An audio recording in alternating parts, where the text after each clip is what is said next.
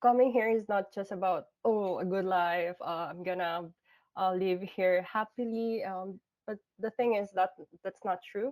You really have to prepare yourself when it comes to expenses. And Si Kiel Conciso ay isang international student na lumipat sa British Columbia mula Pilipinas para mag-aral ng digital marketing. before ako dumating dito sa Canada, nag-expect na ako na mahal talaga yung living costs and then yung tuition fee. So, Tutupid daw si Conciso at ang mga magulang niya bago siya pumunta sa Canada nung nakarang taon.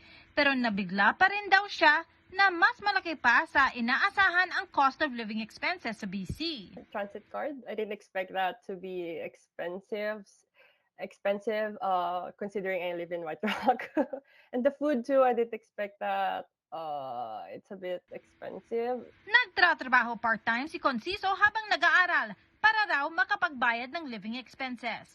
It was really hard for me kasi back home in the Philippines, hindi ano lang ako, full school lang ako. School and then weekend, bahay lang. Ganun lang yung life ko before.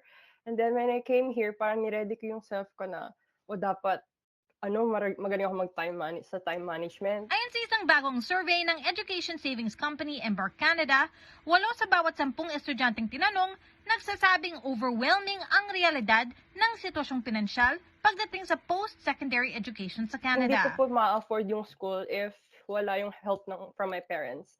Kasi yung salary ko for now, hindi talaga afford nung tuition. Hindi ko ma-afford yung tuition if kung salary ko lang yung meron akong source. Kasi I believe 3 times or 4 times na mas mahal yung tuition fee ng international students compared sa domestic students. 80% rin sa mga kabilang sa survey ang nagsasabing mahirap pagsabayin ang pag-aaral at ang pagtatrabaho.